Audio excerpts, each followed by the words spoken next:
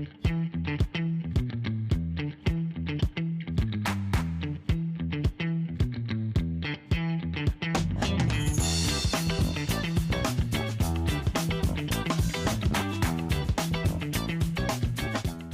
everybody, and welcome to the most important podcast ever.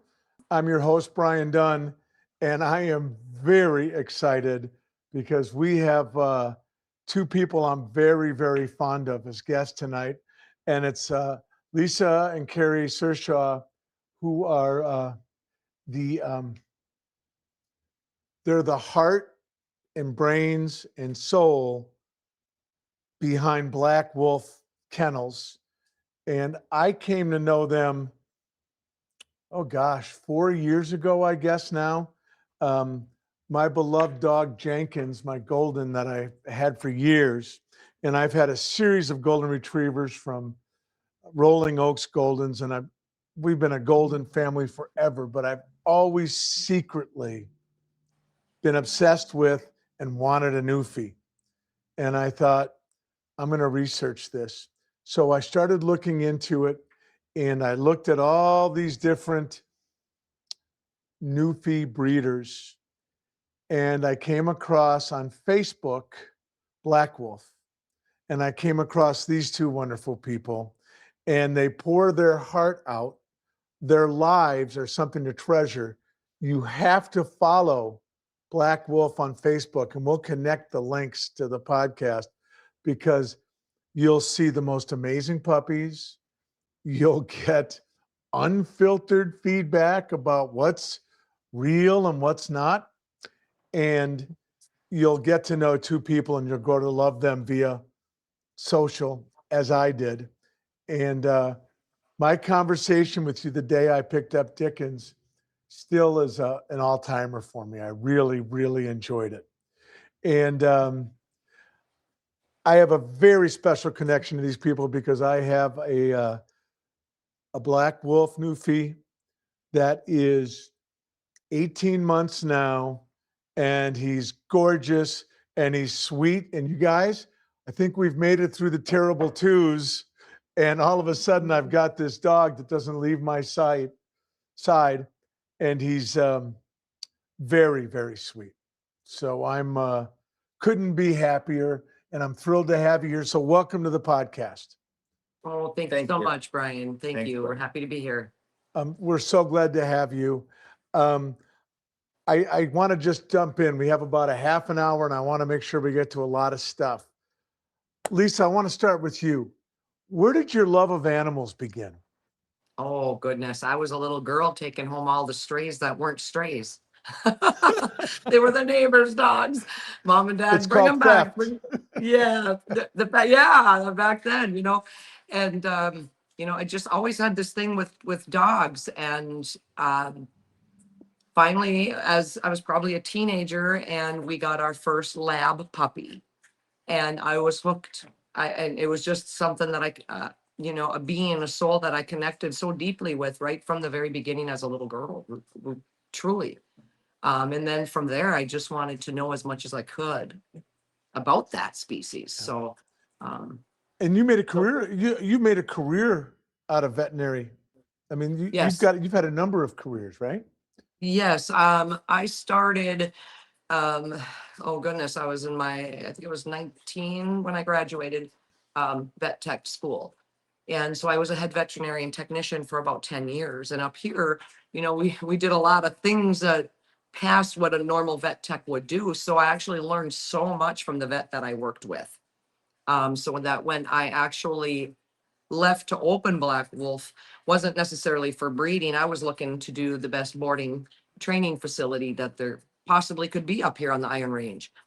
But when I left there on very good terms, so many people followed me because they trusted me, because I did well and above beyond with their dogs as a vet tech. So that really helped me start Black Wolf off that way. And then I seen my first Newfoundland, and that's all she wrote after I seen my first Newfie. Really? And where did you see your first Newfie? As a vet tech. Okay. Yeah, okay. As a vet tech. My original love has always been the German Shepherd. That for me started with my love for wolves. And I just felt they just were so identical to the wolf. So I researched a lot about that. My dream was actually to work in Yellowstone, and manage under wolf management. And it's not where my life took me. It took me as close to the International Wolf Center as I could get, and Black Wolf, hence the name. So that's where the Okay. name of Black Wolf originated, is my passion for wolves. And I actually even helped stop the wolf hunt up here, and that caused some havoc for a while.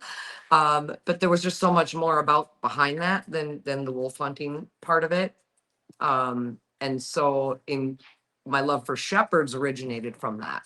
But owning a boarding facility, I didn't feel that the shepherd was the right breed for me to have, with so many dogs coming and going. And so I was contemplating what I wanted to breed at that moment. And then the Newfie walked in the vet clinic.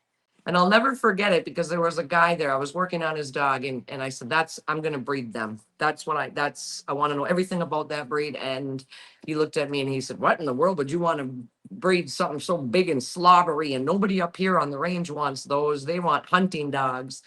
And, I just went with my passion and, started breeding. And that's a whole nother story, is how I began there. But that's kind of how it originated, and how Black Wolf, the name, came about, and why we have shepherds also, because I've always had them in my life. And we'll talk more about that. I just want to tell our audience, you were very brave in standing up for what you believed about the wolf hunt and all those things. And as I was researching you guys at the front end about where I wanted to get my guy from, I was very impressed by the courage of your convictions. Thank you. No, Thank you very I much. was. Um, so, Kerry, how did you become part of this journey? Well, that's the first 25 years, of Lisa and Black Wolf. And I've been on the scene now for going on 6 years. And I met Lisa, and I didn't know what a Newfoundland really was until I met Lisa. And when I met her, I just immediately fell in love with the Newfoundland, like immediately. I loved everything about them. I loved their size. I loved their quirkiness. I just loved everything about it. And I think since I've been in the picture, I feel that I don't know, Black Wolf is really something. It is just Kind of like when I met him, I was actually, um, maybe you were following us back then, Brian, but I was actually looking at retiring. Um, my divorce and all of that, and retiring out. And then when I met Carrie, he was like, no, this is your passion, and let's do it bigger and better than anyone's seen. And so the first 25 years of Black Wolf was Black Wolf. But if it wasn't for Carrie and his support and encouragement, with line breeding with me, with that coming into the picture, probably wouldn't be breeding today. Lisa, what does 'Cause, that mean, line breeding? you're gonna see maybe grandma to grandson in the pedigree. You'll see a name like Johnny on one side, and you'll see Johnny on the other side. That's line breeding. Versus inbreeding, dad to daughter, mother to Right, son kind of right. thing. And I, as a vet tech, was just always against inbreeding. It was just not what you should do. And when I went up to Saskatchewan for my second trip up to Marg Wilmot, who just recently passed, bless her soul. She was my idol. She was, I wanted to be a Marg Wilmot. And when I went up there, and in meeting with her, she just taught me so much about line breeding. And again, I'll never forget when she looked at me, she says, a good breeder will inbreed from time to time. The good, bad, and ugly of your lineage will come out. And I was so scared to do that. And my first time I ever did it, those puppies were perfect. Every one of them. I was like, wow. So I was so afraid to do it. But when I did it, praying, And they all came out fine and healthy. And I was like, okay, I think we're onto something. And then I really got into researching it, and it truly is our favorite way to breed, our most way that we breed. And if your Dickens has Johnny on both sides, you know, and that might be why people stop you in the street and say, where's this Newfie from? Oh, they You do bring in the all good the time, twins. all the Yeah. time. Yeah, Johnny is in all of our, pretty much all of them. You know, we will outcross from time to time. You know, you don't want to get too tight and bring in that new blood. But when you do that, you're bringing in other health issues that could be 10 generations back that you don't know of, and those will pop up. And that did happen a couple times recently. We had outbred, and we had gotten a couple cherry eyes, some really big umbilical hernias. So maybe there was some closing mechanisms in the body that, you know, because they also felt maybe in the heart too. So you bring that in, you're bringing in more issues. Where our lines right now are pretty clean as far as being line breeding. We know what's in our lineage. You know, we're not only have we done this for 30 years, our breeders before us have done that for 60 years. So we're looking at, you know, 75 plus years of line breeding. And so we like to see the same thing over and over. We want to see the same looking puppy every single time. We don't want different. So, yeah. What is the average size of a litter? Oh, that can range. Geez, sometimes we get 10 to 12. What did Harper have that? She had 15. 13. Yeah, she had 15, Harper did, but 15, lost yeah. one. She had 14 that were alive, but we lost them to the vaccine. We lost half that litter to the vaccine, but I remember that. and then sometimes we might have just, oh, Joey, our little Chihuahua, I'm sorry. But then sometimes we'll get 2 or 3 that, maybe 2 or 3 pups, but the average is anywhere from 6 to 8. We like to see 6. That's a nice size litter. Then you know that they're probably all going to be, you know, big, girthy. They have a really good chance for growth wise. So 6 is a good number. Yeah, it seems like it's a big load for the mom. When there's a lot of pups. If you get bigger, 8, 10, 12, I mean, it seems like. Yep, That's we will rotate. You know, we have an incubator, our puppy warmer, so we'll rotate that. Those pups will go in the warmer, and then the other half will go on the mom. But the other thing is you're not even 100% sure they're getting milk at that time. So, depending, you gotta weigh them, and if they're not gaining weight, then we'll tube feed them, or bottle feed them. But a lot of times they won't take the bottle at that age, so we'll just tube feed, and then we know exactly how much is going in, and that they are getting fed. I remember when I picked up Dickens, you guys told me that you were basically camping in that area because when the newborns, you Oh, had, you yeah, had we a were in the mom about to kitchen there. go, and you had all those newborns you got to keep an eye on. And I'll let him just, That's when we had the matches here in the kitchen. We stayed in the kitchen and the operation was in the kitchen. no, but he's probably thinking about just that we're always with them. Oh, oh yeah. yeah, Yeah. oh yeah, Yeah, oh yeah. we're for 3 full weeks. Oh, yeah. We camp out with them. Yeah, absolutely. I picked up Dickens. I think it was at your mom's house, maybe, and it was in that outbuilding. Oh, would that be the original Black Wolf? I think so. I think So- so. Okay, so was that with Kylie? Kylie was there. Kylie was there, and you two were there, and yeah. So Anyway, that would be, yeah, that's the original Black Wolf kennel. So that was my previous one. That's the kennel that I ran for over Yeah. 20 years boarding. and you had all kinds of puppies out in the fenced-in yard. You had German Shepherds and Newfies, and they all seem to be getting along great. They do. Our shepherds are raised by our Newfoundlands. We're told all the time that we have the nicest shepherds anyone's ever seen. And that's because, you know, the Newfoundland is top dog around here, besides the Chihuahua. The Chihuahua is the leader, but you know, the shepherds mind the Newfies for size alone. And you probably notice that when you come across a dog, sometimes another dog will look up at Dickens like, what in the world are you? They almost Right. have a surprised look to their face, you know, like, Yep. wow, what is, Yep. they automatically gain respect. the Newfoundland does. And their demeanor is so gentle that there's no meet and greet that truly is ugly with a Newfoundland. They can Yeah. calm down any situation. So I have a golden retriever, Cooper, who is 9 now. I love Cooper. He's just the best. And when Dickens first came, Cooper'd like to play with him and push him around a little bit.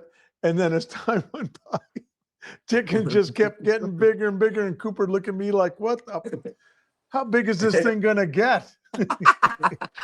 Oh my gosh. Hopefully not too big. They're great.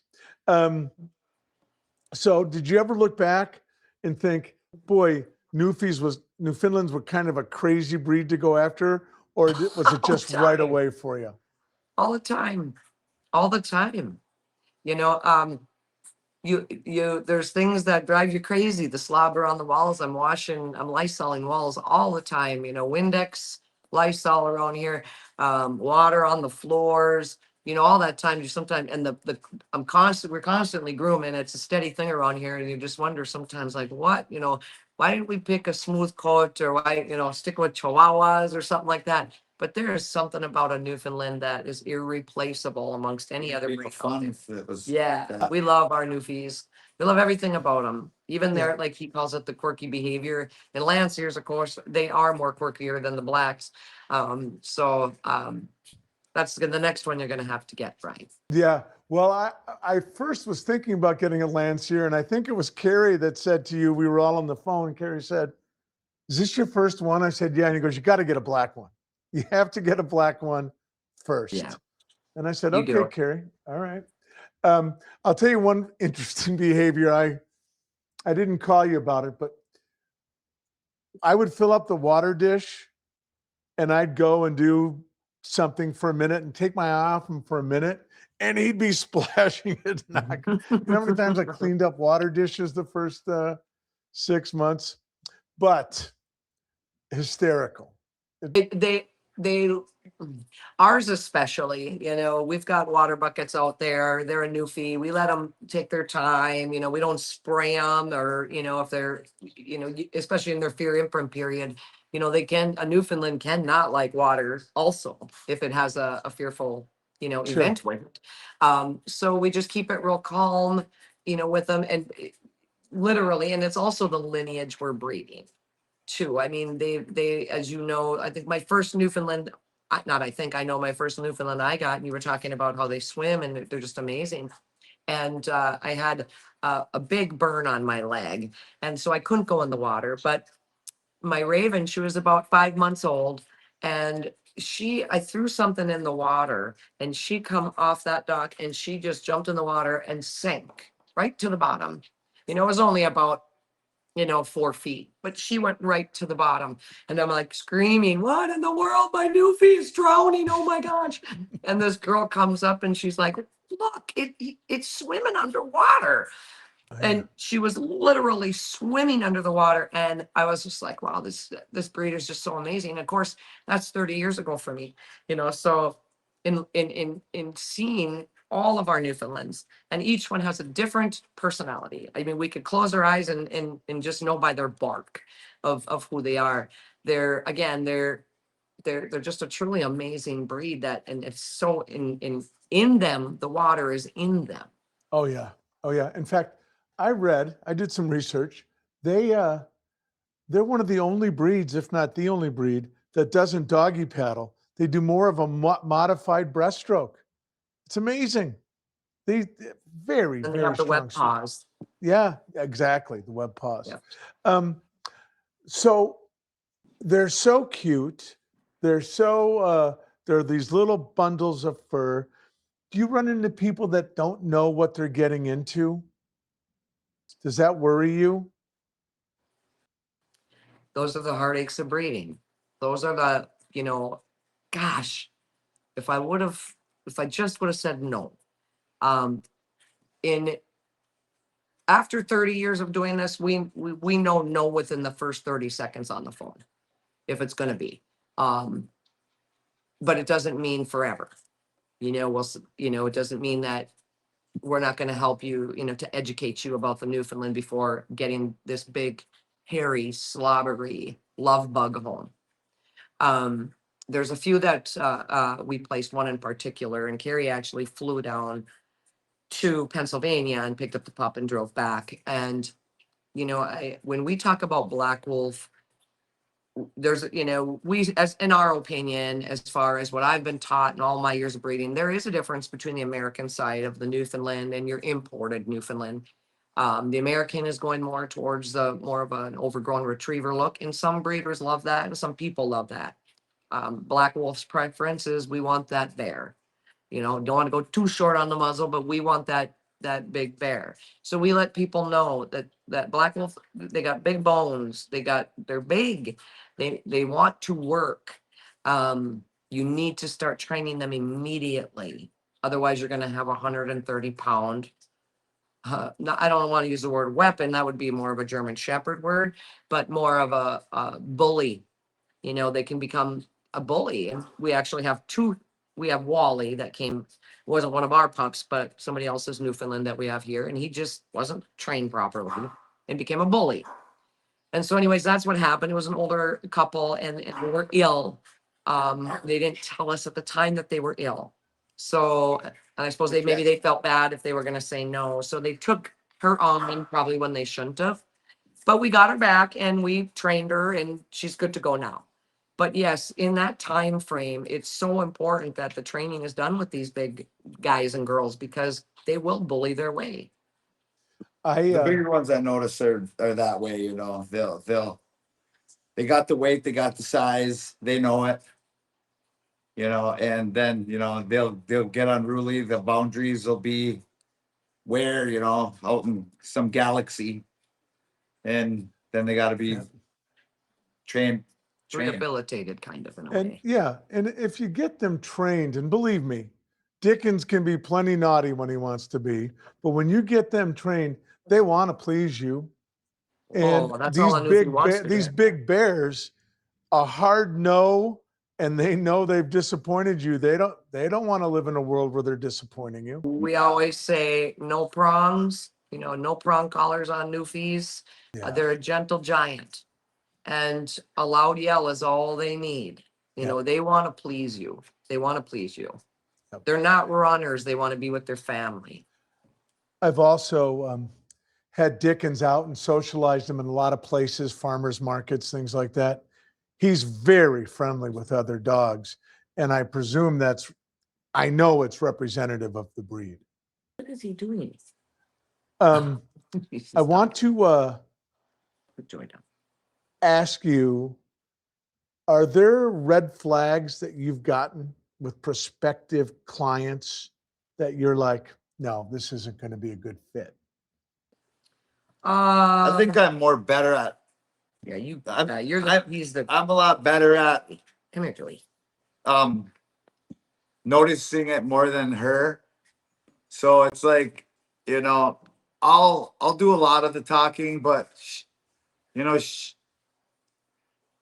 very protective of her bloodlines, our bloodlines. So I'm very, if I'm talking to the person for 5 minutes and we start connecting with each other, because it does take a lot for me to fire up and talk, and if they get me to do that, then I know for sure, you're somebody that I want to talk to and that, but otherwise, if I'm, trying to strike up a conversation with somebody and they don't let me talk because I don't talk much, and I'll be like, let me talk kind of thing. And the dominance part of it. Sometimes, in the that world, it's, back when I was a young breeder, I respected my breeders. I mean, I looked up to them to learn. And it seems like nowadays, maybe it's the younger generation, you don't seem to get that back, but I think that's as much as you should. But I also think that's how it is in any kind of occupation right now. And so, as far as, if you're talking red flags, when they call, like I said, we generally can tell within the first 30 seconds. I've had one call and say, I had two Newfies, one got hit by a car, one drowned. Okay, well, we should talk, but the thing with it is we don't really like to say no because we also like to educate. Because we Yeah. truly feel that everybody should have a chance to be loved by a Newfoundland because it just changes. I think this world would be filled with Newfoundlands That would be because they're just, wonderful. they're so gentle. So it's more of it's not a no, it's let's educate, you know, that's kind of the bounce reaction we take. Yeah.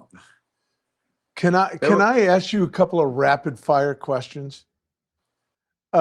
How much do you think dogs really understand about us? Because you know we all want to personify our dogs. And I feel like my dogs really understand quite a bit more than people let on. Well, do you want me to answer that one? I call it the super connection. Sam, can you say a little more about that, Kerry? It's like when you completely dialed in Yeah. with the dog, and it's like, you know, it doesn't happen often, but it does. I can't even explain it. I just call it the super connection. I For can't me- explain it either, but I totally get what you're talking about because I know it too. And Dickens, among all the dogs I've had, he really makes eye contact and locks in when I'm talking to him. And I don't, You must be his alpha. yeah, I guess, but he's, yeah, I'm obsessed with him. So, And it's a very deep bond. It's a very Yeah. deep bond. do you think they have the ability to sense happiness, sadness, fear in their person? 100%. And that's in any breed. I think that's what they live by. You know, Mhm. emotions. You know, they know just as many emotions as I believe a human being does. Well, like for instance, like so you talk about that connection and everything like that. That's because you have a pack, and dogs are canid, same as a wolf. They're only 0.02% different. So you have a pack, you're his alpha. And if you're a true alpha, your dog is going to do anything for you because a pack should be consistent and stable. So with having that deep connection, training goes a long way because he respects you. He wants to work for you. He wants to be, if you come in and like an alpha is always tall, calm, collect. But if you come in and you're like, you know what? It was just a horrible day. You're going to see your whole dog's demeanor change because, well, something's wrong with the alpha. So we should be worried. The 'Cause, dogs you know, definitely react to how you clock in the morning. I love that phrase, Kerry. That's awesome. That's exactly right. that's their whole day. It does. Yeah, yep. That's. I really think, and to the non-dog lovers out there watching, I'm going to lose the rest of them here, but they're very special. That connection is very, very special, and I couldn't imagine my life without that connection. We always say once you have a noof, you'll always have a noof. Yeah. Yep. They're a very different breed. Oh, they are, but they are so sweet. Here's also the hardest thing. They bring you all this happiness, but their lives, the big breeds' lives aren't as long. And that you trade all these great days for a terrible one. Yeah. Here's what I say though, when that being said, a lot of people will call us, their newfies passed away, and to lose a noof is almost like losing a child in a way, but not in that perspective. But I always tell them to remember all the good years Oh yeah. they gave to you and everything they gifted to you, and not remember the whole time about the day that it passed away. Right. That's right. That's right. And it's the flip side of all the love they bring. I mean, there's no doubt about it. I want to switch gears for a minute. You guys got a few more minutes? Sure. Yep. Um, Black Wolf, and since I've started following you guys so closely, and I love that a lot of the stories Kerry's telling from the road, I know the stories because I follow, I watch, and if you're live, man, we hop on. We want to see what's going on. We're real Um, people. Yeah. Or we got nothing to hide. We share it oh, with that's everybody. for sure. It's just like, my day depends on, how much dog shit did I step in today?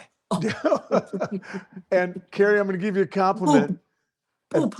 When I first started plugged in, you hated being on camera. You've gotten much more comfortable on camera. Yeah, I And- like it and it now. shows, I brother. got a lot of good support. I mean, I love it. I Good. love it now. I want to just explore this a little bit. And one of the things that really got me locked in on you guys and Black Wolf is that it really struck me is that you guys are more about dogs. It's really about family and connection. Do you think that's a Yeah. fair assessment? Very much so. I mean, we have in our 6 years of us doing Black Wolf and now with our children, the families that we have met, especially when we did our trips, was just, I mean, one family in particular, I felt a real, not to get churchy or anything, but I really felt a really stronger connection to the Lord in her home. And I would seriously, I just started crying. I mean, I met her one time in my life, right then and there, and I couldn't help but cry. I didn't know what I was crying for. And it was just the families are so unbelievable. It's like, wow, there is hope out there because, yeah, there's a deep connection. There's such a deep connection with the families, and we tell our stories. We tell our stories about opera singers singing in our house. We tell our, you know, we've met some amazing people. Bagpipes in the house. Bagpipes. You don't know this Yeah, about me, they, and they why were would you care? blaring right in the kitchen here. I'm obsessed with bagpipes. I love Oh, yeah. bagpipes. It was That's- awesome, man. That's And so people cool. of all different characters that Yeah. we're meeting, and we're just, you live up here on the Iron Range, you just used to Iron Rangers, and it's just it's a whole big world out there, and there are many, many, many wonderful families out there. So hoping that For our listeners, the Iron Range is way up north in Minnesota. It's way up north, and it is breathtakingly beautiful up there. It's beautiful country up there. Lisa, would you like to say anything about your mom's role in Black oh, Wolf? absolutely, Mom, she was the heart and center of it. I might get a little emotional. So- Yeah, she was with me on every trip to bring home to add to the Blackwell family. We import all of our dogs, so we took several trips into Canada. It was a tough one to lose her because she was the backbone. I wanted to retire many, many, many times, and she was there. No, no, no, no, no. You got to keep going, and she's definitely missed. And she taught me in times where my anxiety got so much to try to save this puppy. She was the one that came in and was calm.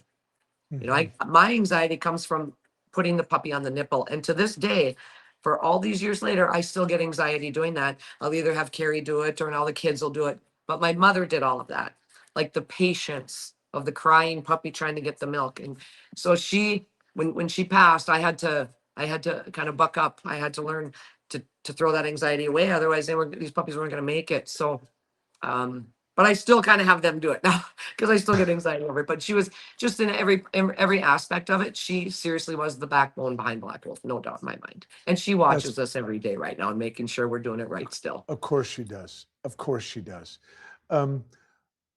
Your children are involved now. How was that? Are you enjoying watching another generation become part of what you built and going to carry it on one day? It was sad to see him leave the house here and go. It was sad because I loved. Yep. Step to the plate, hitting home runs every day with it. I mean, it's great to watch. We've had litters. Every litter is getting better with the kids, and it just it A lot of learning. Oh, I'm yeah. learning. It is Oh, yeah. learning, and you know, But grateful that they took over and wanted to do that because Kylie left her very good job to do it. Yeah. Um, Yeah. and she loves it. She loves it. She says she couldn't imagine her life doing anything else. So it's nice to see. Yeah. Black Wolf has to continue on, and the Newfies have to continue on. You guys, They'll they still have be to. there. They'll still be there. We're hoping for a couple litters coming up soon. We lost two of our established breeding boys last year, and our younger boys were like, "Well, what are we supposed to do? What are we supposed to do? You know, isn't Johnny supposed to be doing that?" So we had to kind of teach them, show them the ropes, and so we missed a cycle, and so we wouldn't miss another cycle just in case we decided to AI. And so we'll do a little bit of that here and there just to make sure that our young boys are catching on. And as far as Kylie tells me, they are. So we're really hoping this next season that we're going to have some few litters because our reservation list is kind of lengthy. So we want to get them their puppies. That's so cool. Maybe you'll come back on when you've got some puppies, and we could do a little live with some puppies. That might be a lot of fun. I'd love that. Oh, that would be a great time. I got a couple last questions. What do you know today that you wish you had known when you started? oh, I don't know. I wish the people were the same as they were back in the day, and I was thinking the things same. were not changing with people. The breeding is a tough world. It's not for everybody. And there's a lot of politics involved, and you have to really be strong-minded to do it. I was fortunate enough from the very beginning, and I promised I wouldn't say that word, Brian. But I was, taught from the very beginning to be very strong in this and be, if you believe in something, you don't let anybody stop you for it. So I've had to stand up to quite a few people.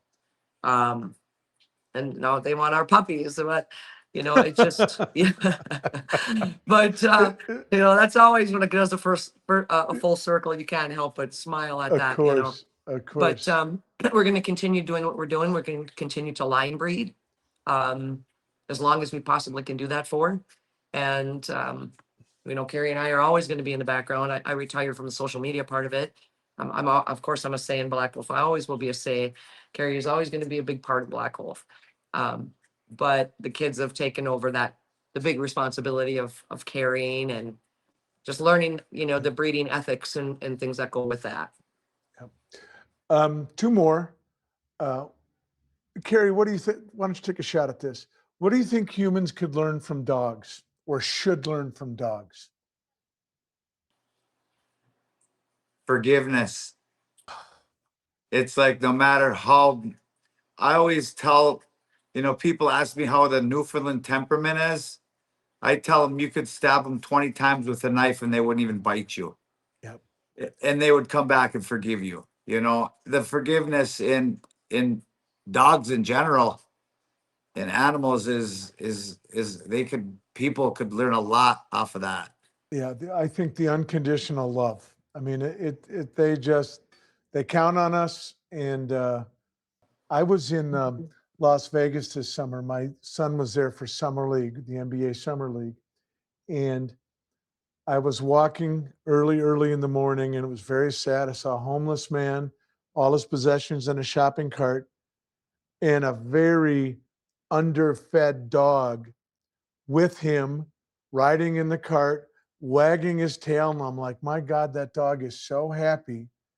And that man is in tough circumstances. And it tells you a lot about, Oh yeah.